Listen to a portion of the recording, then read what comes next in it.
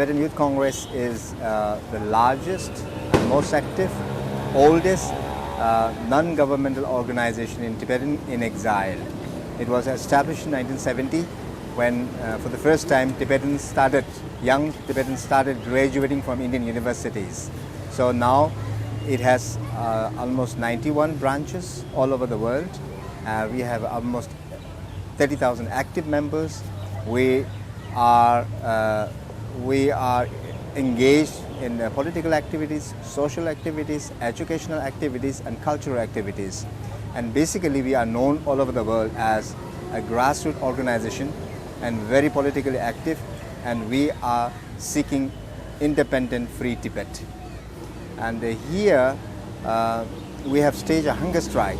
This is a people's mass movement on the eve of Olympic 2008, which is going to be held in Beijing, China, a year from now. So we have started a campaign against Beijing Olympics 2008. We are taking this opportunity to highlight the human rights abuse, cultural genocide, abuse of power, and discrimination of Tibetan nationalities by Chinese authority for last 50 years. We are taking not only Olympic occasion, but also through this movement, which will go on for more than a month or so, to highlight Tibetan issue at international level, seeking justification and clarification from the Chinese government on various issues which they have been claiming at the international level on various stages. They often said repeatedly that human rights in Tibet is up to the standard. They often said that economic development which is taking place in Tibet, whether it's a railway development from Gormo to Lhasa, or a western development, or all a natural exploitations or explorations in Tibet, is actually for the benefit of the Tibetan people. They also claim that these activities have somehow support from the Tibetan masses. So we are seeking explanation from the Chinese government if they are saying so, what evidence proof they have to convince to the world community, and especially the Tibetans, especially the Buddhist person sitting on hunger strike. So this is a 19th day on hunger strike without food, just surviving on a little bit of water, seeking a response from the Chinese authority, and seeking the role of international community to convince China to respond to the hunger strikers. This is the main purpose of the hunger strike. And the end of not at the end, on the 8th of this August, which is the starting date of 1 year before Olympic is being actually held in Beijing. On support of these hunger strikers, thousands of Tibetans, lakhs of Tibetans will culminate here in Delhi to support the demands of hunger striker, and then to force Chinese authorities somehow to respond, or let the Tibetans go by themselves and see by themselves what actually the situation in Tibet is. TYC organized these sort of hunger strike before. Whenever authority realize that there is an imminent danger to the death of the hunger striker, they somehow try to disrupt this whole program. They try to close up this movement by force.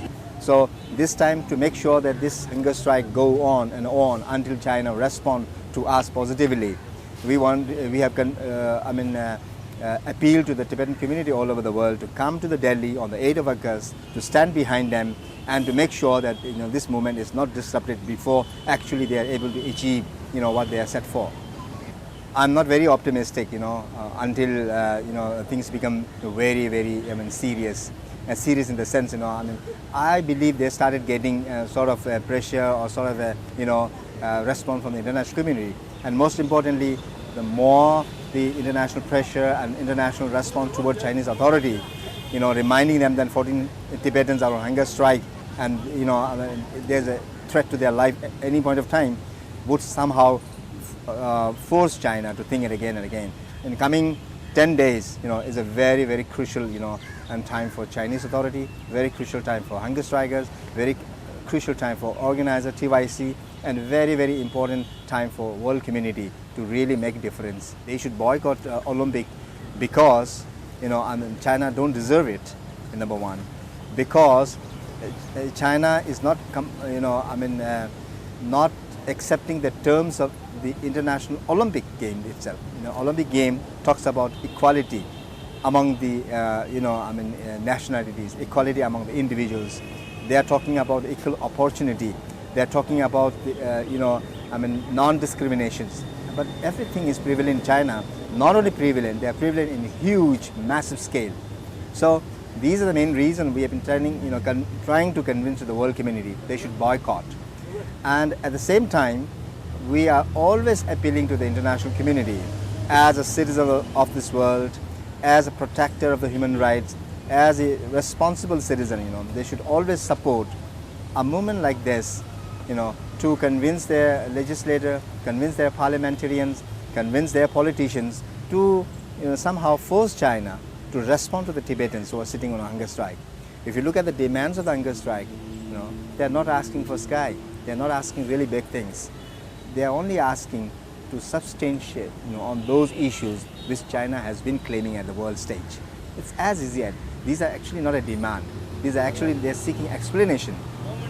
This has nothing to contradict with the Chinese claim. There's nothing which China cannot agree. There's nothing which China has never said that they have. All that they are asking is just give us a proof. As simple as that. And if China is not able to respond to the hunger strikers on these simple issues, and that will send a signal to the Tibetan community to give a new direction to their movement henceforth. Thank you very much. Thank you so much.